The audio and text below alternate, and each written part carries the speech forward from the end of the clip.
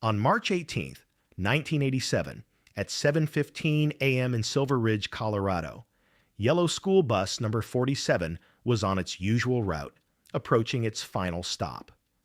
The driver, 52-year-old Dennis Hartley, a seasoned veteran of 14 years, checked the children in his rearview mirror. There were 11 students, aged between 8 and 13, all from Pine Valley Elementary School. Some were dozing, others were whispering to their seatmates. It seemed like a normal school morning, or so it appeared. At 7:23 a.m., Dennis sent an unusual message to the dispatch center. His voice was calm, but his words were strange. "The kids want to see the mountain. We're taking a slight detour." The dispatcher, Sharon Moss, hesitated. "Dennis, school starts at 7:45. You'll be late." Dennis's reply was short and final. "No problem. The kids need to see the mountain." This was the last message ever received from him. Bus 47 never arrived at Pine Valley Elementary that morning. By 8 a.m., the school administration began to worry. By 8:15 a.m., parents were called, and by 8:30 a.m., the police were on high alert. By noon, the state police had joined the search. Helicopters, search dogs, and volunteer teams scoured the mountainous region around Silver Ridge. The only trace of the bus was a security camera image from Marlowe's gas station at 7:31 a.m.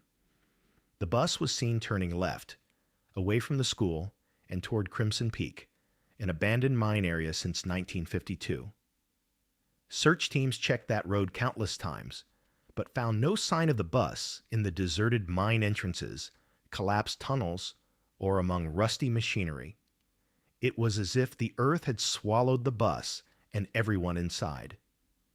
The families of the 11 children appealed to the media, and the story became a national news sensation. They appeared on America's Most Wanted and hired private detectives and even psychics, but nothing came of it. The 11 children and their driver, Dennis Hartley, had vanished as if they had never existed. Their names were Tommy Morrison, 13, a math prodigy; Sarah Chen, 12, a violin virtuoso; Michael and Matthew Reeves, 11-year-old twins; Jennifer Black, 10, an extraordinary painter; Carlos Rodriguez, 9, a young inventor; Ashley Turner, 8, the youngest, and always smiling; Rebecca Gold, 12, a bookworm; James Patterson, 11, an athlete; David Kim, 10, a chess champion; and Lisa Anderson, 9, who loved to dance. On the third day of their disappearance, a call was placed to Pine Valley Elementary. The caller did not identify themselves. The voice was muffled and distant, as if speaking from a cave. "The children are safe. They're receiving a better education now. Please do not look for them. They will return when they are ready." The line went dead. Police attempts to trace the call failed. It was made from a payphone 200 miles away in Boulder, and security cameras showed no one at the booth at that time. Years passed. The winter of 1987 turned into the summer of 1988, and the families were caught between hope and despair. Some sold their homes and moved to other states, while others stayed in Silver Ridge, watching the road from their windows every day. Sarah Chen's mother, Margaret, would play her daughter's favorite piece on her violin every night, hoping she might hear it and return home. The father of Michael and Matthew, Robert Reeves, never changed the twins' room. It remained exactly as they had left it in 1987, with sheets still messy on their beds and unfinished homework on their desks. In 1990, on the third anniversary of the disappearance, another mysterious event occurred. A letter arrived at each family's home simultaneously, containing a single sentence: "Your children continue to learn." The letters were postmarked from Las Vegas. Police searched Las Vegas, but found no leads. Analysis of the handwriting in the letters was astonishing. Each was written in a different hand, and they matched the handwriting samples the missing children had left at school. It was as if the children themselves had written to their families. But how And why only one sentence? The FBI established a special task force. Theories abounded, including kidnapping, a cult, a secret government experiment, or even aliens. Every theory was investigated, every lead followed. In 1995, 8 years later, the FBI officially categorized the case as unsolved, and the active investigation was halted. But the families never gave up. Every year, on March 18th, a memorial service was held in Silver Ridge. In the early years, hundreds attended, but by the 2000s, only the families and a few close friends remained. In 2010, Tommy Morrison's sister, Emma, who was 8 in 1987 and was now a 31-year-old journalist, decided to reinvestigate the case. She reviewed old police records, interviewed witnesses, and researched Dennis Hartley's past. She discovered that Dennis had written a strange report in 1985 to the school administration, stating that the current education system was dulling the potential of the children. He argued that a different learning environment should be provided for them. The report was not taken seriously and was simply filed away. Emma also researched the history of the Crimson Peak mine. It was officially closed in 1952, but there were reports from the 1970s of strange lights and underground sounds in the area.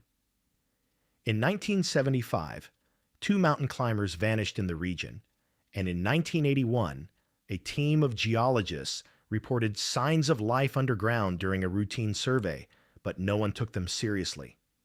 In 2015, a group of geology students from Colorado State University was assigned to map the Crimson Peak area using modern technology, including underground scanning radars.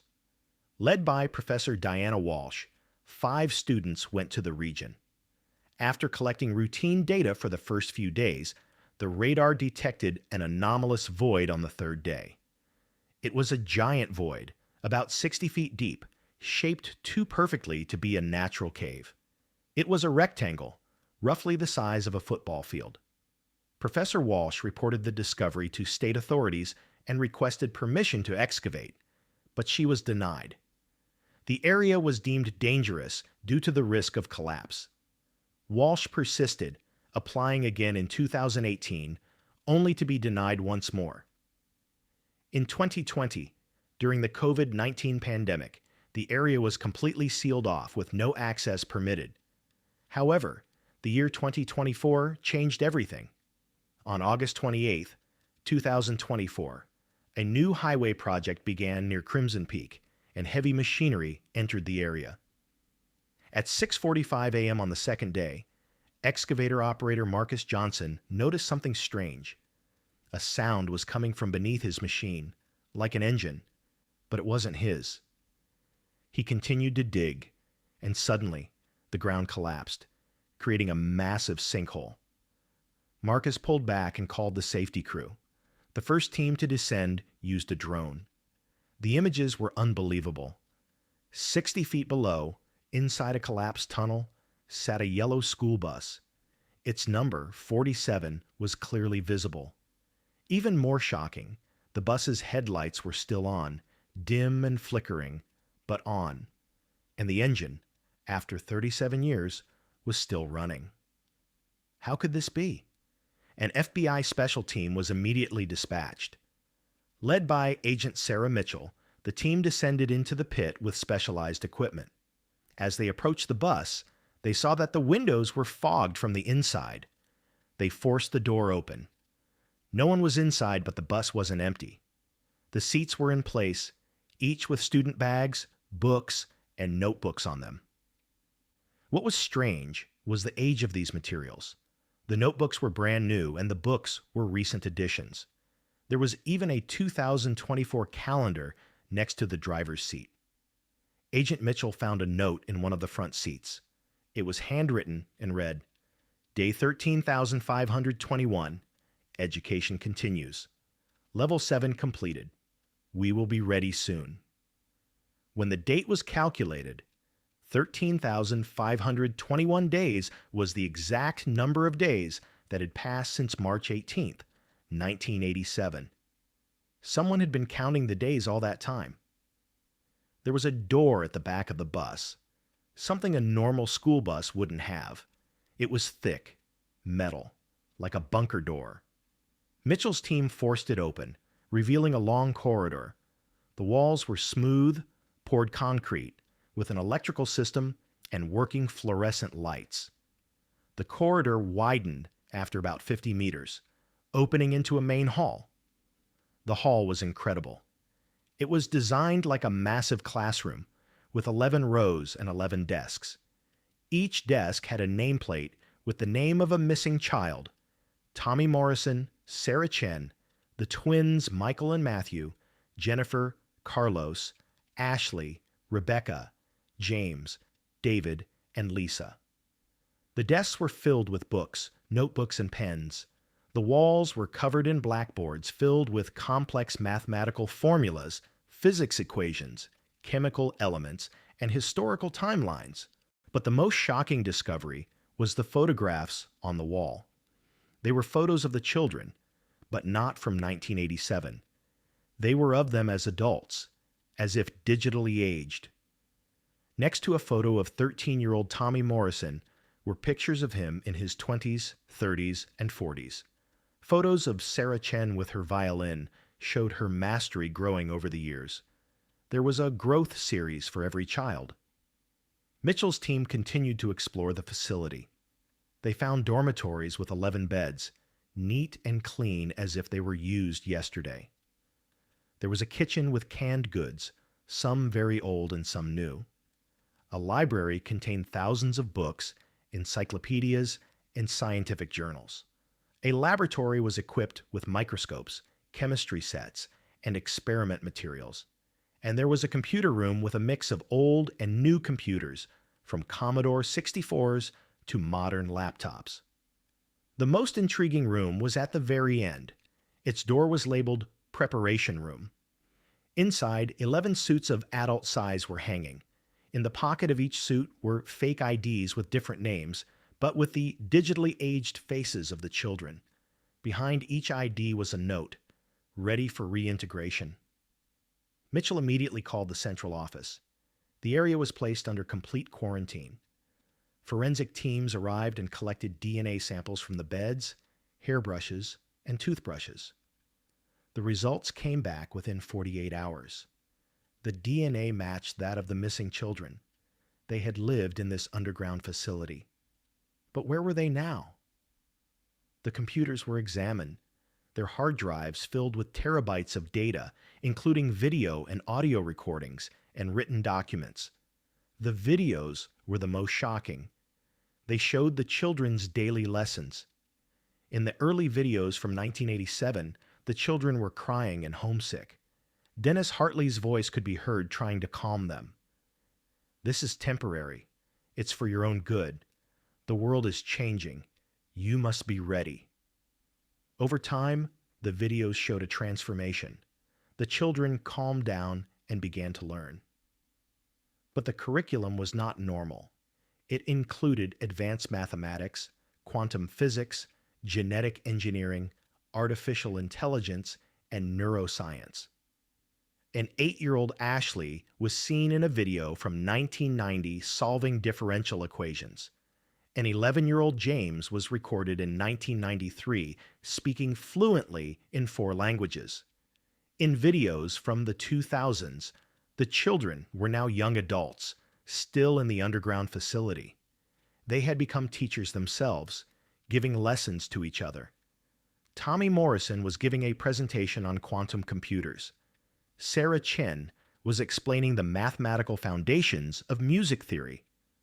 The twins, Michael and Matthew, were experimenting with the digital replication of human consciousness.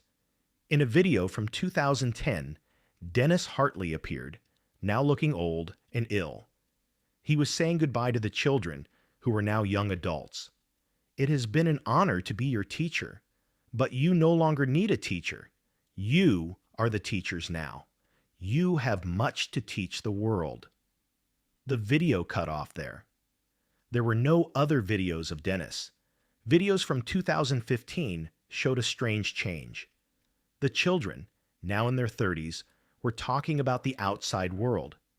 They seemed to have an internet connection and were following world news, the stock market, politics, and technological developments. But they were still underground. "We are not ready yet," Tommy said in one video. "The world won't understand us. We must wait a little longer." The last video was dated August 25th, 2024, just 3 days prior. The 11 individuals, now middle-aged, stood before the camera. Tommy Morrison spoke. 37 years have passed. Our education is complete. Dennis was right. The world has changed, and we are ready. We are leaving tomorrow. We will find our families. We will explain everything. We hope they forgive us. We hope they understand. We were not lost. We were preparing. The video ended. Mitchell and her team looked at each other. If the video was correct, the 11 people had left the facility just 2 days ago, after 37 years. But where had they gone? The answer came from an unexpected source. That evening at 7 p.m., 11 people walked into the Silver Ridge Police Department. They were middle-aged, well-dressed, and calm. "We are the children who went missing in 1987. The man at the front said, "We've returned." The police were stunned. DNA tests confirmed their identities. They were indeed the missing children. Tommy Morrison, at 50, spoke like a man with a doctorate in quantum physics. Sarah Chen, 49, held her violin like a professional musician. The twins, 48, finished each other's sentences. Jennifer, 47, had a digital tablet with incredible drawings. Carlos, 46, pulled a small device from his pocket that could generate electricity. Ashley, 45, the youngest, still had her bright eyes, but they held 37 years of wisdom. Rebecca, 49, had the memory of thousands of books. James, 48, could speak to 5 people in different languages simultaneously. David, 47, could calculate 50 moves ahead on a chessboard without a board. Lisa, 46, controlled her body with a dancer's precision. The interrogation lasted 12 hours. Their story was unbelievable but consistent. Dennis Hartley, they said, had rescued them. The world was changing with the advent of artificial intelligence, genetic engineering, and quantum computers. The normal education system was not preparing them for it. Dennis, it turned out, was a former MIT professor who had used a fake identity to become a school bus driver. He had selected the most talented children and decided to give them a real education. The first few years were difficult. The children were homesick, but Dennis was patient. He explained the world and the future to them, and slowly they were convinced. The education began, with a curriculum 20 years ahead of its time. The system Dennis created was perfect, tailored to each child's talent. Tommy was steered toward mathematics, Sarah toward music, and the twins toward computer science. The underground facility was a bunker Dennis had prepared years ago, a discarded government facility built during Cold War paranoia. Dennis had found and purchased it, then designed it like a school. Generators, a water system, and ventilation were all planned. In 2010, Dennis died of cancer. The children, now adults, held a funeral for him there. Afterward, they decided they had to finish what Dennis had started. They would wait until they felt ready for the world. An internet connection was established in 2005. They watched the outside world, saw their families looking for them, but were not yet ready. There was still so much to learn. They considered leaving in 2015, but decided against it, believing the world wasn't ready to understand them. Finally, in 2024, they felt ready. The AI revolution had begun. Genetic editing was becoming normal, and quantum computers were in use. The things they had spent 37 years learning were now becoming relevant. The time had come to leave. On the day they planned to leave, August 28th, the ground above them collapsed. They heard the sounds of machinery and left through an alternative exit. The police were at a loss. Technically, a crime had been committed, kidnapping. But the children were now adults and had no complaints. Dennis was dead, so no charges could be filed. The reunion with the families was emotional. Old parents embraced their middle-aged children, and 37 years of tears were shed. Sarah's mother, Margaret, now 78, handed her daughter her violin. "Play," she said. Sarah played so beautifully that everyone wept. Tommy's journalist sister Emma hugged her brother. "I looked for you every day," she said. Tommy smiled. "I know. I read your articles. You're a good journalist. Maybe you'll write my story too." The twins' father, Robert, hugged his sons. "Your room is still the same," he said. The twins laughed. "We wouldn't fit anymore, Dad," they said. But not everyone was happy. Some families were angry. 37 years of suffering, and their children were acting as if they had just returned from vacation. "We were getting an education," they said. Was that enough? The media went wild. The story became a global sensation. The 11 people became famous overnight, appearing on talk shows and sharing their knowledge. Tommy became a consultant for a tech company, Sarah a soloist in a Philharmonic orchestra, and the twins went to work at Microsoft. Jennifer's paintings sold for millions at auctions. But some questions remained unanswered.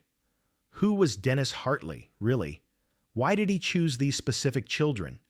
Were there other underground schools? Encrypted files were found on Dennis's computer, containing other locations and names. The FBI expanded its investigation. In September 2024, a similar facility was found in New Mexico with 7 people inside, children who had vanished in 1992. They too had received an education. Another was found in Montana in October from 1985 with 9 people. A network was emerging. Dennis Hartley had not been alone. There was a group called the Educators, whose goal was to save the future of humanity by selecting the most talented children and giving them a real education to raise the people who would change the world. The Silver Ridge 11, as they were now called, were shocked to learn they were not alone. This knowledge was both a relief and a source of sadness. Others had been separated from their families and lived underground for 30 or 40 years. Tommy Morrison spoke to the media.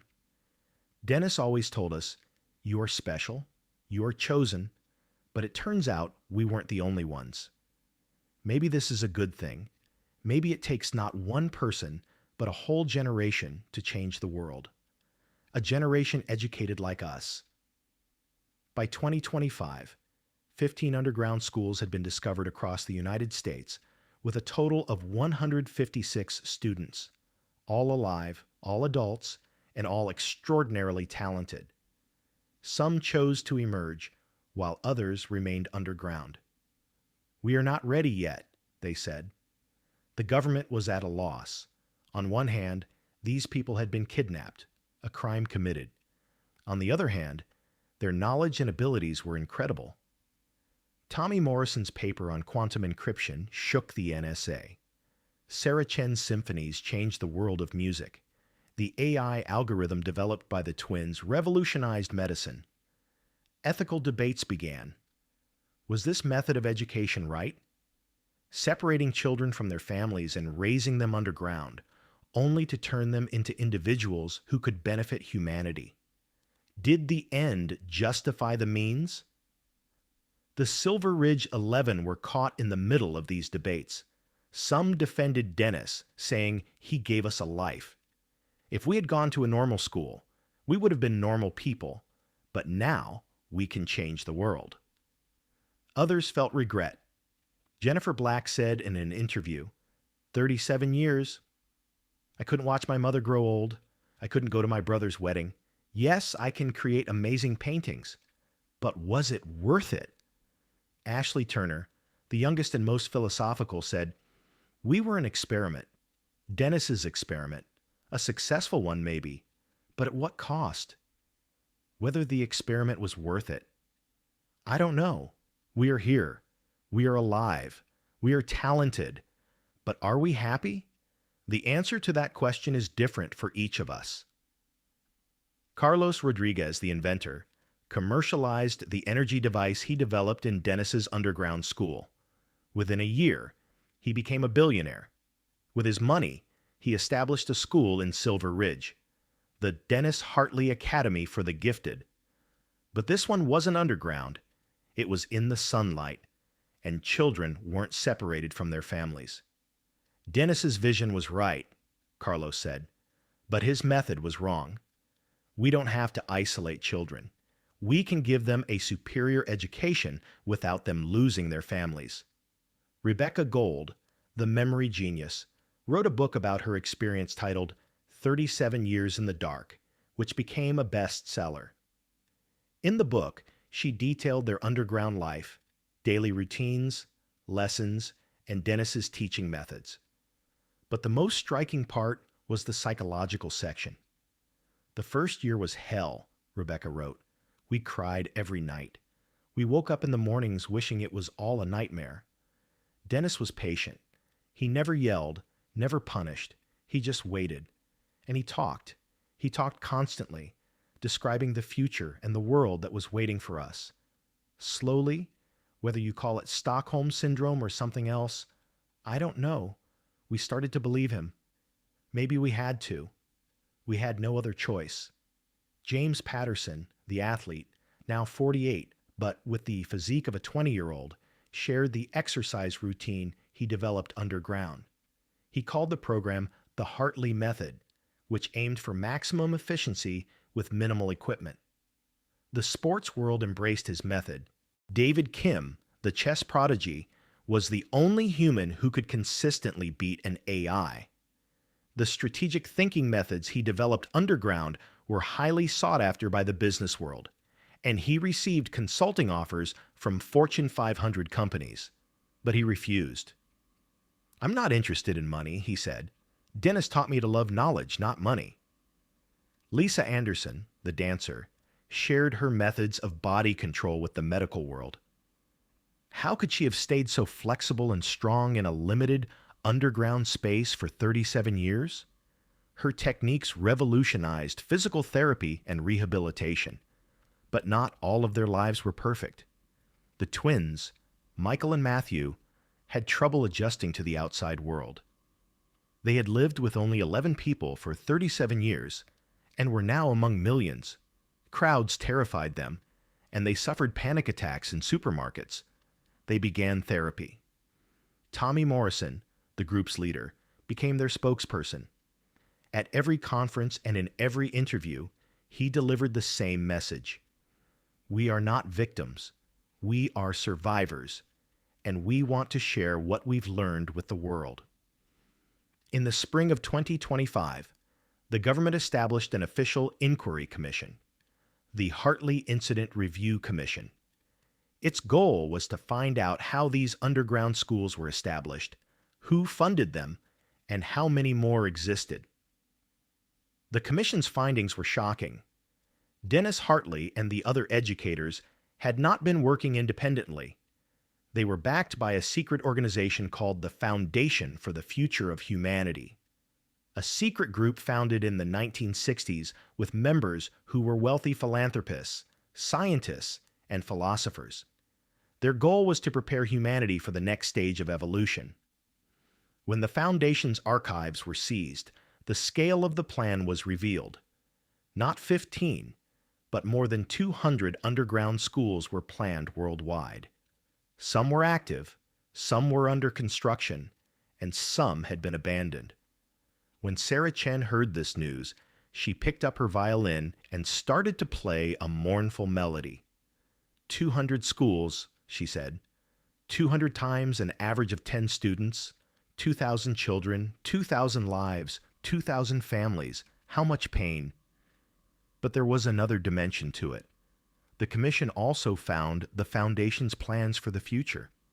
A project called Phase 2 was a plan to take the children of those who graduated from the underground schools and give them an even more advanced education, including genetic modification, a project to create superhumans. When this information leaked to the public, panic ensued. People began to look at the Silver Ridge 11 with suspicion. Were they also part of this plan? If they had children, would those children also be taken? Tommy Morrison spoke on television. "We will not take anyone's children. We lived through that pain. We will not inflict it on others." Dennis's intentions may have been good, but his methods were wrong. "We will do things differently." And they did. The 11 of them came together and founded the New Beginning Institute. Their goal was to provide gifted children with advanced education through weekend camps and summer schools, without separating them from their families. The institute was transparent, legal, and ethical. In the first year, they received 100 applications. The second year, 1,000. The third year, 10,000. Families from all over the world wanted to send their children.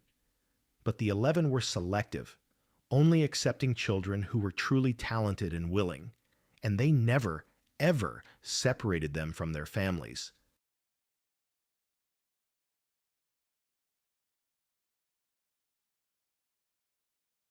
Jennifer Black's art program, in particular, was popular. She named it Art in the Dark. She taught children to be creative with limited resources in a limited space. "I created wonders underground for 37 years with just paper and a pencil," she would say. "You have the sun, you have our world. What can't you do?" Carlos's energy program taught children to design sustainable energy systems. A 12-year-old student of his found a way to increase the efficiency of solar panels by 30%. Rebecca's memory program taught children photographic memory techniques. "The brain is a muscle," she would say. "If you train it correctly, it can do incredible things." But the past wasn't so easy to leave behind. In the summer of 2026, strange things began to happen in Silver Ridge. Sounds were heard from underground at night, and lights were seen from inside the closed-off excavation site. Police investigated and discovered that someone was living in the underground school. When they found out who they were shocked.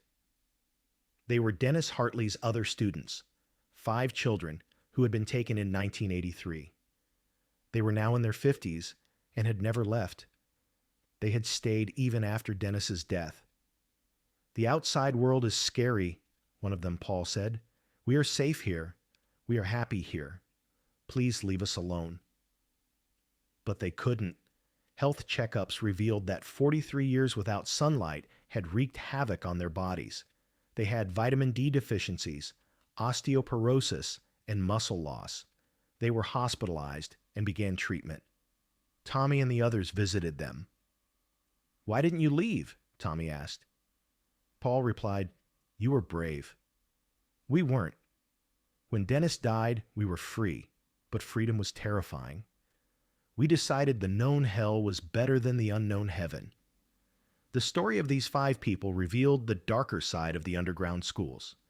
Not everyone was strong enough to emerge from the experience like the Silver Ridge 11. Some were broken by it. Psychological support programs were launched, offering free therapy to all underground school graduates. Some accepted, others refused. "We are not sick," they said. "We are just different." By 2027, the world had processed the Silver Ridge incident. The 11th had returned to normal lives. Tommy became a professor at a university. Sarah went on a world tour. The twins founded their own company. Jennifer's paintings were exhibited at the MoMA. But in the middle of the night, they all had the same dream. The underground, the fluorescent lights, Dennis's voice. "Children, what will we learn today?" And they would wake up, drenched in sweat, their hearts pounding. Ashley explained it this way. We lived two lives, one underground, one above ground. Both are real. Both are us. Dennis changed us. Whether for better or worse, I don't know. But he changed us, and there is no going back. 37 years, a lifetime, a stolen childhood, but a wisdom gained. The Silver Ridge 11 were the subjects of one of the strangest educational experiments in human history, and they had not only survived, they had succeeded. Tommy gave the last word at a conference. Was Dennis Hartley a criminal or a hero? I don't know. Maybe both. Maybe neither. He just did what he believed in. We are also doing what we believe in. The difference is we don't force anyone. We don't kidnap anyone. We just teach, as Dennis taught us, but in the sunlight. School Bus 47 is still there, under Crimson Peak. It has become a museum, visited by thousands of people every year. Inside, the children's bags, books, and notebooks remain. It's as if time stood still. But it didn't. 37 years passed, and those 11 children had changed the world. They had fulfilled Dennis Hartley's dream, in their own way, in their own time, in the sunlight.